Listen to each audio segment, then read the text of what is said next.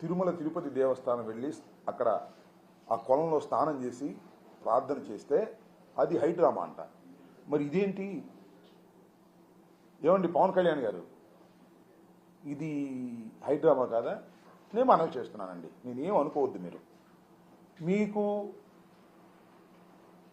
ఆంజనేయ స్వామి భక్తులు మీరు అన్నారు. అక్కడెక్కడో మన కొండగుట్ట ఆంజనేయ స్వామి దేవాలయాన్ని కూడా వెళ్ళి పూజ చేశారు. మీరు భక్తులనే విషయంలో మాకు ఎలాంటి సందేహం లేదు. మీరు దైవభక్తులు, దానిలో మాకు ఎలాంటి సందేహం లేదు. సరే, మీరు ఆంజనేయ స్వామి భక్తులు అంటున్నారు. ఆంజనేయ స్వామి మీద ప్రమాణం చేసి జగన్మోహన్ రెడ్డి గారి హయాంలో తయారైన లడ్డూల్లో కొవ్వు నూనె కలిసిందని ప్రమాణం చేసి చెప్పండి. మీరు నిజంగా భక్తులు కాబట్టి చెప్పండి, అప్పుడు ఎంక్వైరీ చేయించండి. అంతేకాదు ఇంకో మాట అన్నారండి, అక్కడెక్కడ రామ మందిరానికి పంపించినటువంటి లడ్డూల్లో కూడా 1000 లడ్డూలు ఎన్నో పంపించారంటే దానిలో కూడా కలిసిందంట. నిర్ధారణ చేశాడు.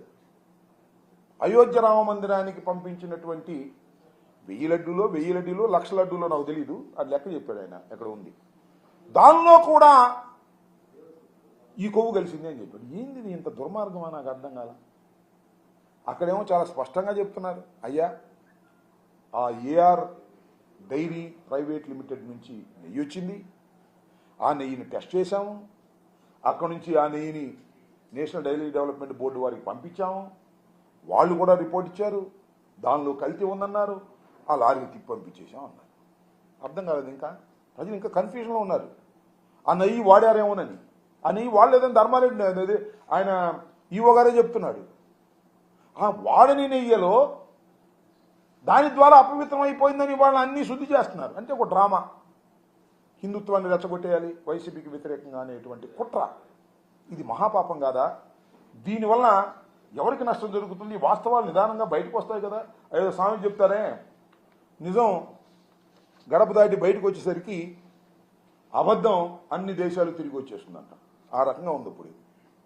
అక్కడేమో శాంతి హోమం చేస్తారు ఆయన, ఇక్కడేమో ఈయనేమో ప్రాయచిత్త దీక్ష చేస్తారు. అమ్మో ఏదో జరిగిపోతుంది, పవన్ కళ్యాణ్ గారు ప్రాయచిత్త దీక్ష చేశాడు, మెట్లు గడిగాడు, ఏదో జరిగి ఉంటుంది అనేటువంటి డౌట్ క్రియేట్ చేయడానికి మీరు తాపత్రయపడుతున్నారు తప్ప మీరు సరైన ఎంక్వైరీ చేయడానికి మాత్రం భయపడుతున్నారు. సింపుల్. సరైన ఎంక్వైరీ చేయడానికి భయపడబట్టే కదా ఇవాళ మేము న్యాయస్థానాన్ని ఆశ్రయించవలసిన పరిస్థితి ఏర్పడింది. సుబ్రహ్మణ్య స్వామి, యు నో వెరీ వెల్, సుదీర్ఘకాలం రాజకీయాల్లో ఉన్నటువంటి వ్యక్తి, బీజేపీ నాయకుడు, కేంద్ర మంత్రిగా చేశాడు. ఆయన బేసికల్గా ఈయన అడ్వకేట్, సుప్రీంలో ఉన్నటువంటి అడ్వకేట్, మేధావి. ఆయన ఇవాళ కోర్టులో ఫైల్ చేశాడు, సుప్రీంకోర్టులో. ఏమిటి దుష్ప్రచారం ఏంటి, దీని మీద నిగ్గు తేల్చమని ఏమడిగాడు ఆయన? ఒక సుప్రీంకోర్టు జడ్జి పర్యవేక్షణలో ఒక సిట్టు వేసి విచారణ జరపమన్నాడు. ఎందుకు జరపరు మీరు చెప్పండి? ఓకే అని చెప్పండి చంద్రబాబు నాయుడు గారు, ఓకే అని చెప్పండి పవన్ కళ్యాణ్ గారు. ఎందుకు భయం మీకు అంటున్నా? సుప్రీంకోర్టు సిట్టింగ్ జడ్జి పర్యవేక్షణలో ఎంక్వైరీ జరిపి నిగ్గు తేలిస్తే ఏమిటి మీ భయం? దానికి ఎందుకు మీరు ఒప్పుకోవట్లేదు? డిఐజీ మీద ఎందుకు పెడుతున్నారు? ఐజీ మీద ఎందుకు పెడుతున్నారు? కానిస్టేబుల్ మీద ఎందుకు పెడుతున్నారు? భయం. ఎందుకంటే ఇది అవాస్తవం కాబట్టి. అవాస్తవం వస్తే తప్పచారం చేసామని ప్రజలకు అర్థమైపోద్ది కాబట్టి. ఒక పెద్ద ఆరోపణ చేసాం, నిరూపించలేము కాబట్టి. నిరూపించాలంటే ఒక ఐజీ స్థాయిలో వేసి వాటి చేత రాజీ చేసేసి ఇచ్చేద్దామని సింపుల్గా. ఏమిటి అన్యాయం ఉంటున్నా? నేను మనవి చేస్తున్నా, న్యాయస్థానాలు దీనిలో ఇంటర్ఫీర్ అవుతాయని నమ్ముతున్నా. భారతదేశ న్యాయస్థానాలు ఎక్కడో చోట ఇంటర్ఫీర్ అవ్వాలి, వాస్తవాలు బయటకు రావాలి, చంద్రబాబు సంగతి ఏంటో తేలాలి అని కూడా ఈ సందర్భంగా మనవి చేస్తున్నా. ఒక దుర్మార్గమైన ఆరోపణలు చేసి రాజకీయ లబ్ధి పొందాలనుకునే ఏ రాజకీయ నాయకుడికైనా ఇది గుణపాఠం కావాలి. దైవాన్ని అడ్డం పెట్టుకొని ఆరోపణలు చేయటం తప్పు అనేటువంటి భావన కలిగే విధంగా సంపూర్ణమైనటువంటి ఎంక్వైరీ జరగాలి, పెద్ద స్థాయిలో ఎంక్వైరీ జరగాలి, వాస్తవాలు నిగ్గు తేలాల్సిన అవసరం ఉంది అనేది కూడా నేను ఈ సందర్భంగా మనవి చేస్తున్నాను. ఊరినే హంగామా చేసి పోవటం కాదు.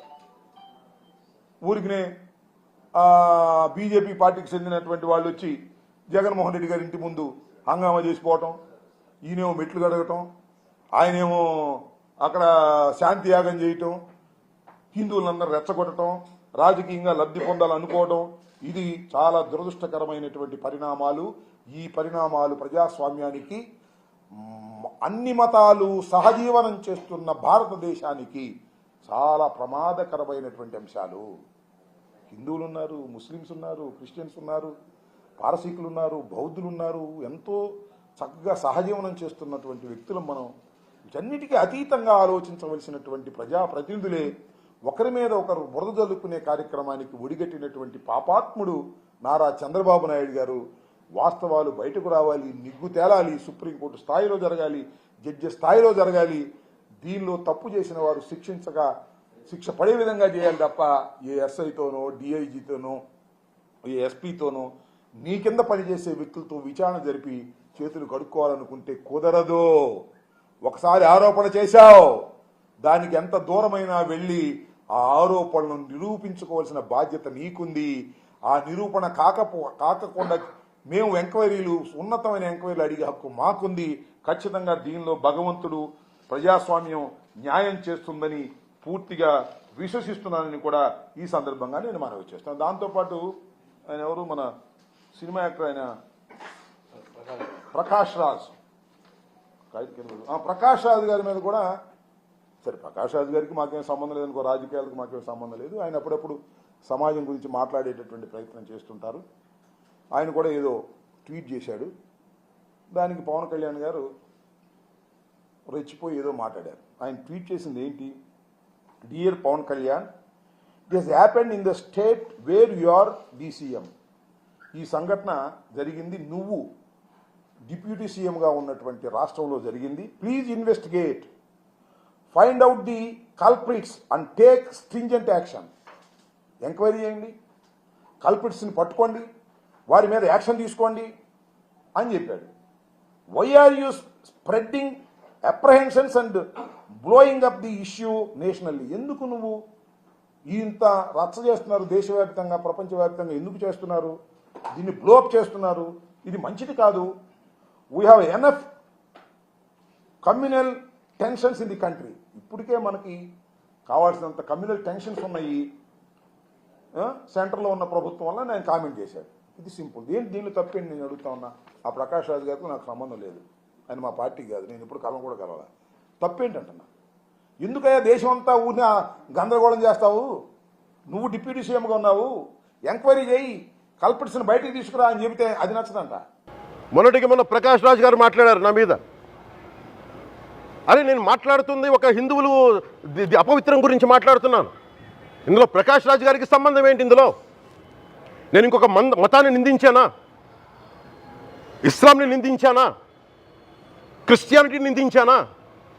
ఈ అపవిత్రం జరిగింది, ఇలా జరగకూడదు, ఫుడ్ అడల్టరేషన్ జరిగిందని మాట్లాడుతుంటే దీన్ని గోల చేయకూడదు అంటే తప్పు జరిగినప్పుడు మాట్లాడకూడదా?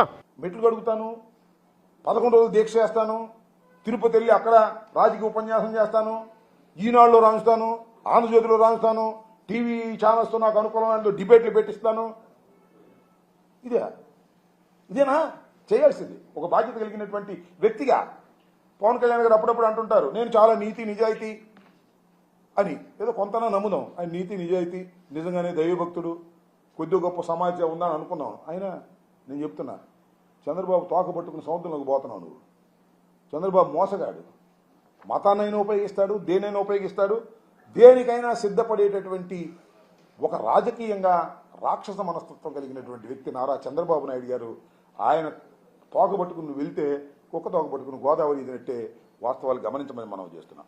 మనం ఇంకో మాట కామెంట్ చేశాడు, దానికి కూడా చెప్పాలి. నన్ను విమర్శించే వైసీపీ వాళ్ళకి చెప్తున్నా, గొడవ పెట్టుకోవాలంటే ఎంత గొడవకైనా సిద్ధం.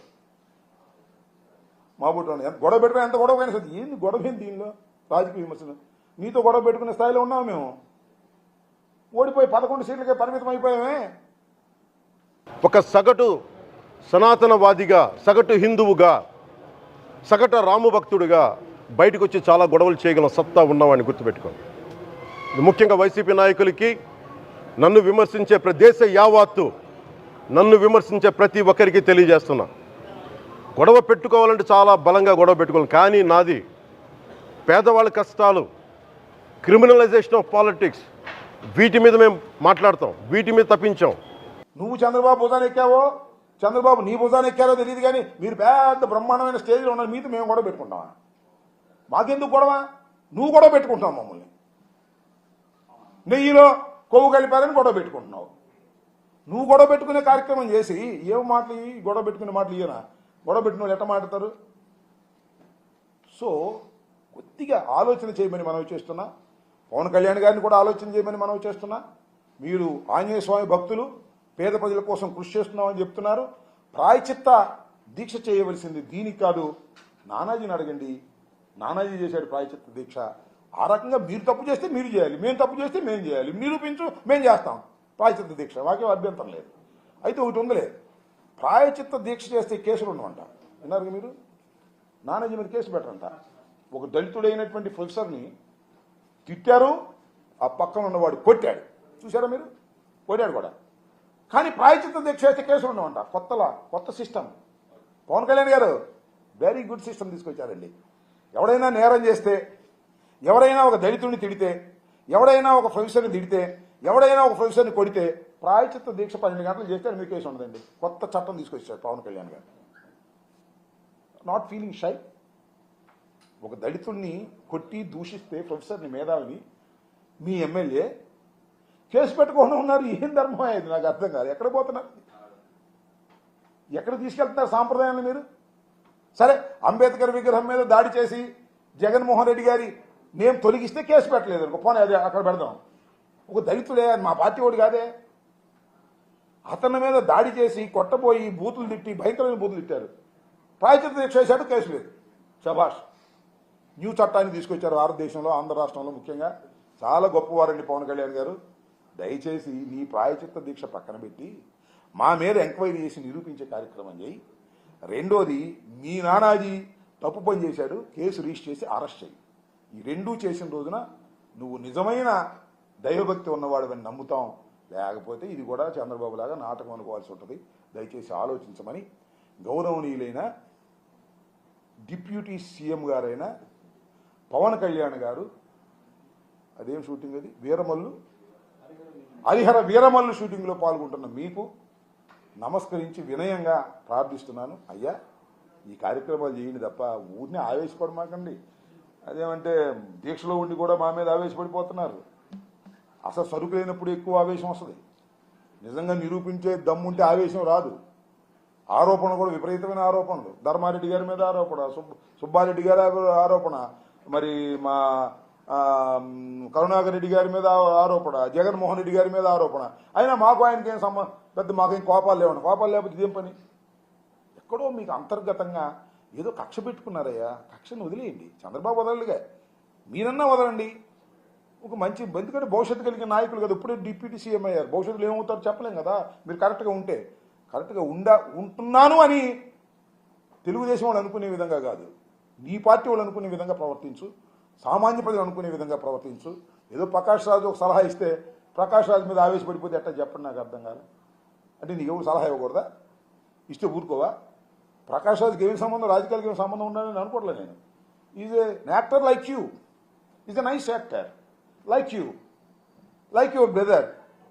ఏదో చనువు తీసుకొని ఒక ట్వీట్ చేశాడు సమాజ శ్రేయస్సు గురించి, దానికి ఆవేశపడిపోయి ప్రకాష్ రాజు అంటే ఏంటి, ఇది ధర్మం కాదు అనేది ఒకసారి ఆలోచించవలసిందిగా నేను కోరుతున్నాను.